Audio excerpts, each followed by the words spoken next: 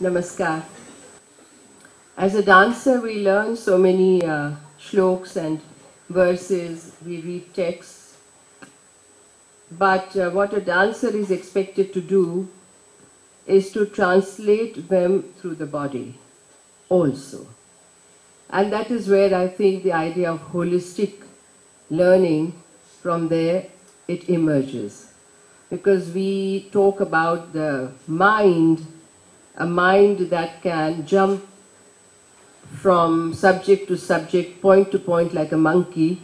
And monkey has been my guru's very dear symbol, pratik, metaphor, which I shared with friends yesterday.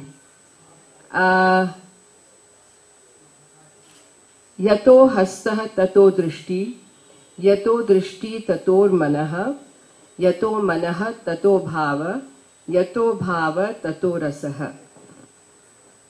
And from what we get the sar, the essence of all the learnings and philosophies and religions and discourses, that life should be a celebration. That life is to be lived and not to be talked about all the time. How does one do that? That is where the hand goes, the mind follows. The eyes follow. Yato hastah tato drishti. Yato drishti tato manaha.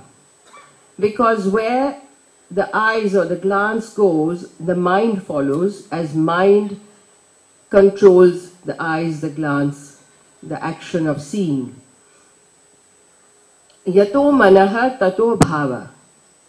And where the mind has gone, there is automatically the feeling.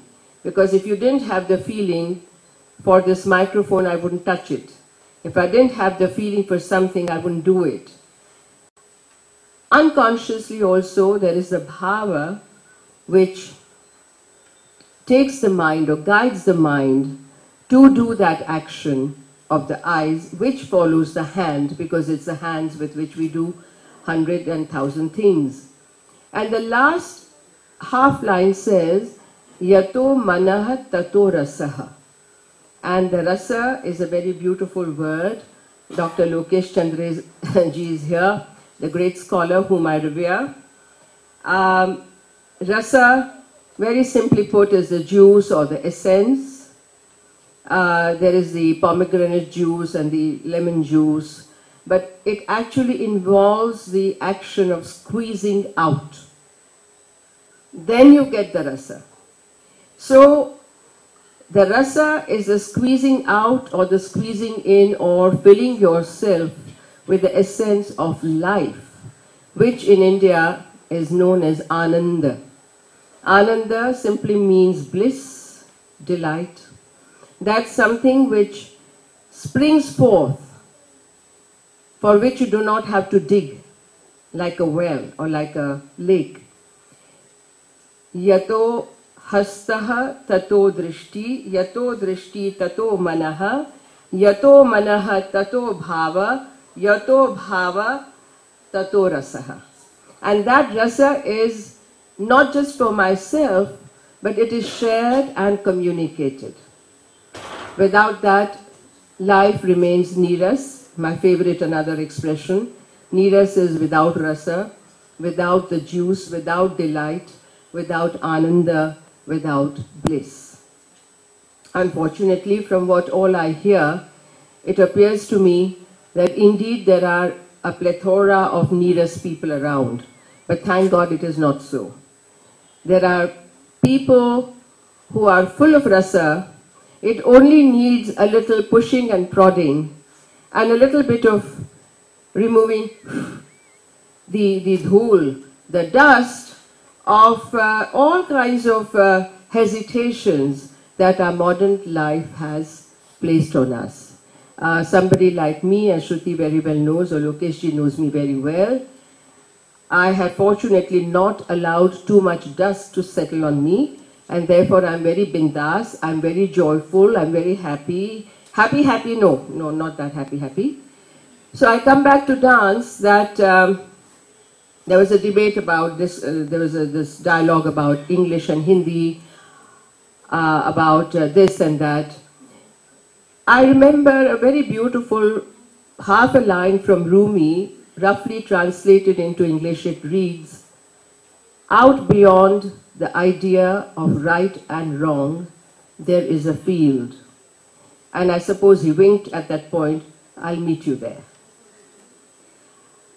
So the dualities of life really chase us, and at every point and every turn in life, whether you are a scholar, dancer, scientist, teacher, worker, or in a field, whatever, we are constantly being burdened by dualities. Karun na karun, jaun na jaun, khaun na khaun, pehnu na pehnu.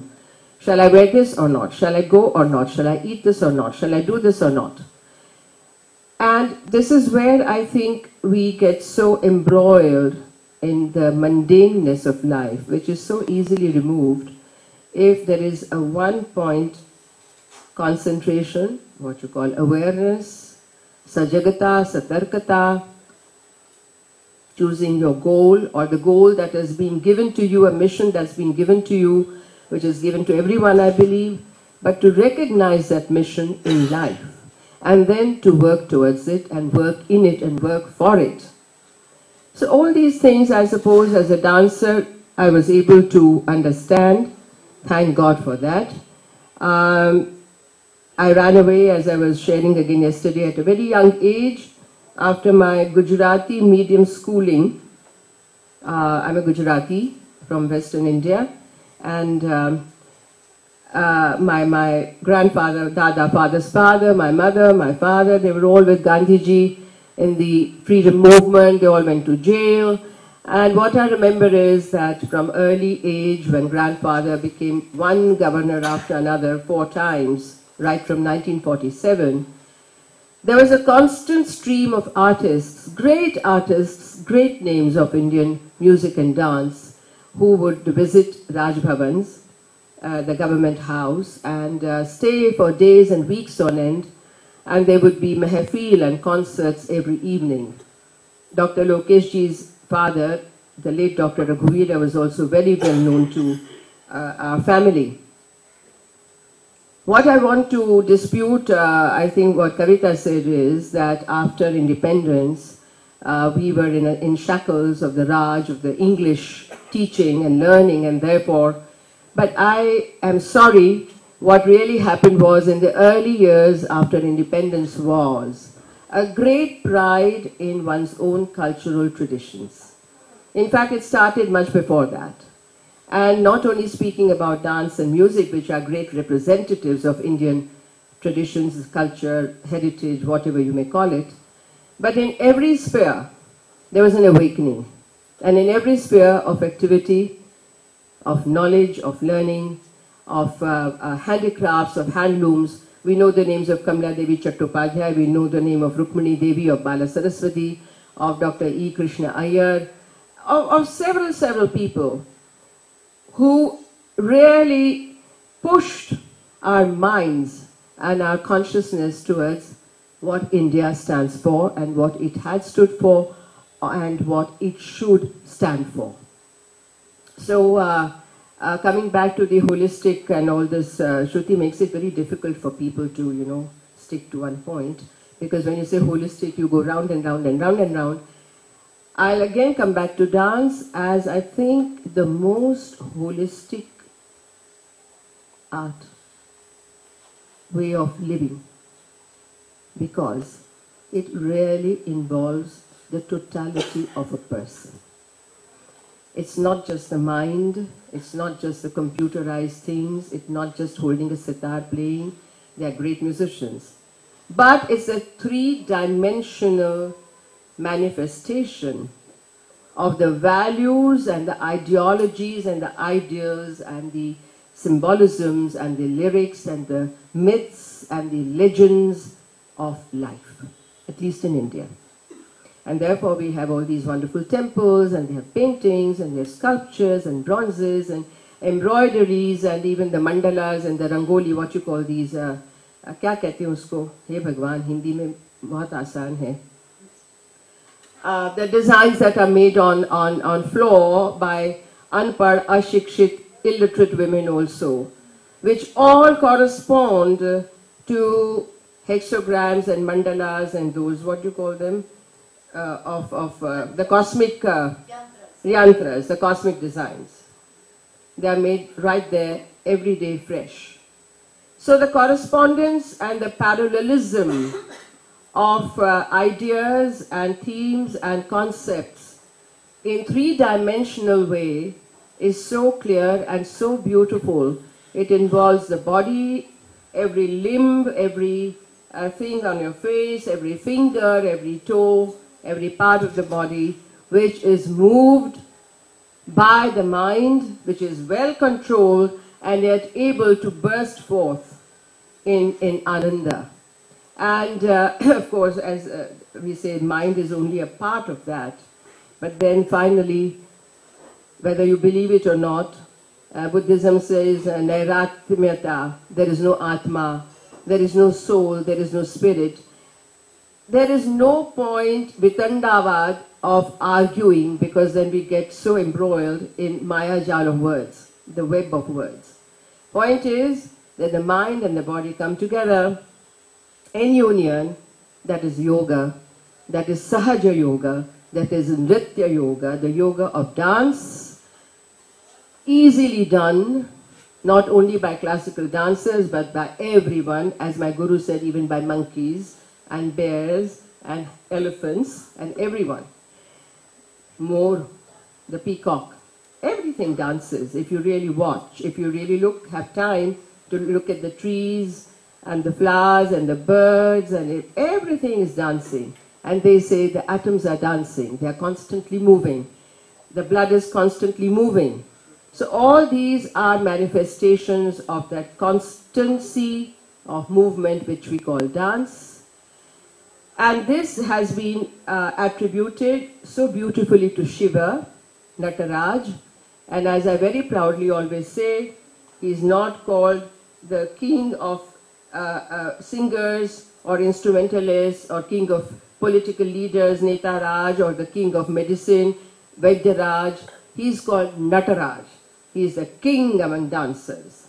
And so Shiva really, really shows, it's a symbol and the metaphor of the creation of life, maintenance of life, the fire of life, the flow of life, because of the Ganges, Gam Gachatiti Ganga, all that flows is Ganga. Our life is Ganga, our breath is Ganga. Our breath is again the Ras Leela, constantly moving in circles. Our ideas, our birth and death cycle. So there are so many beautiful symbols that come into play, and what we call Vidya, with to know, knowledge, comes very easily to the dancer. Comes very easily to the dancer. And the Uttar, Dakshin, Purva, Paschim, what lies in between, Ishan, the northeast. Why we look to the north, Himalaya is there, Kailash is there, Shiva sits on Kailash, all the rivers flow from there. Why Ishan, Isha, Yeshu, that is Jesus Christ. Isha is the highest truth or the manifestation of truth, and northeast is called Ishan, and the southeast is called Agni, fire.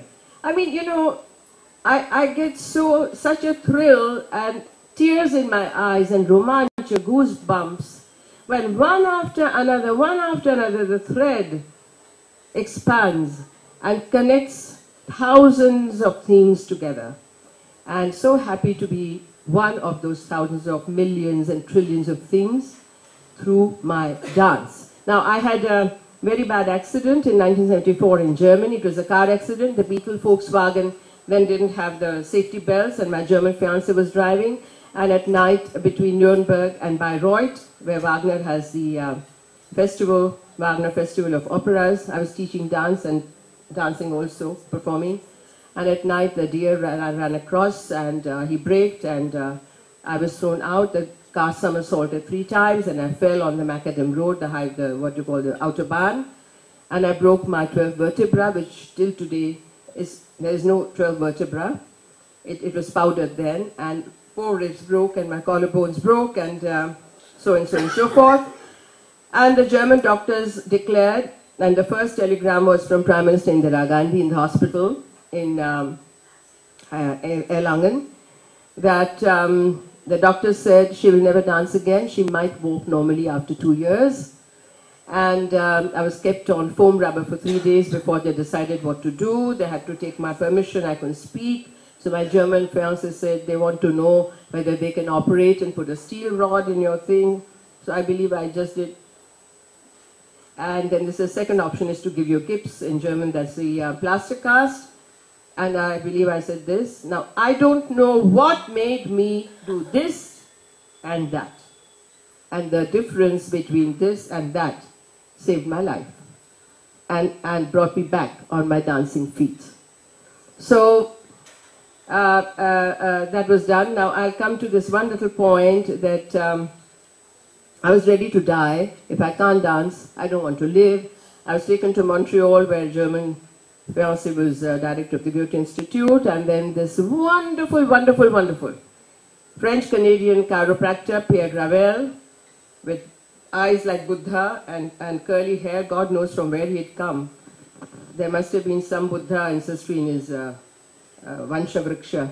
So he had seen me dance 3 months ago, and when he heard that I was back absolutely broken, he came running from his summer chalet and wept at the feet of the bed, and brought all his instruments there and made my new x-rays, and he had long conversations with the German doctors in Erlangen.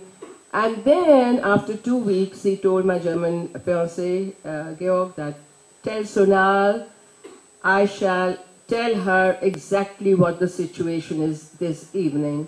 And that whole day I was lying there. And he came and he stood at the foot of my bed and looked at me with those wonderful grey blue Buddha eyes and said, Sonal, I'm afraid. And I started howling. He says, Sonal, I'm afraid you will be able to dance again. And I believe that was a psychological ploy to kickstart my system, which had started folding up. Anyway, I came back. And I have never looked back. And I've always told myself and told my students and told wonderful audiences, people, interviews, wherever I can, God has given you a mission, nature has given you a mission, just find it and go for it. That's one. They were talking of sahajta, banna nahi hai, hona hai, wo ho hi jata hai. If you know what you are there for and you pursue it, you give it all, then you are not becoming, you are.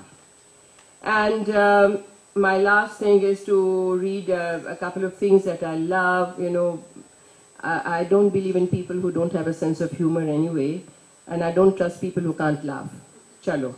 So, aakhir mein hai, I have learned to accept birth and death, but sometimes I worry about what lies in between. Acha, another one is written, I've actually stolen these from a book called Hammer and Tongues. Hammer and Tongues? Hammer and Tongues. God is love and compassion, we all know it. But get it in writing. And the third one is, life is something that happens to you while you are making other plans. That's exactly what happened to me, so I learned not to make plans. Thank you.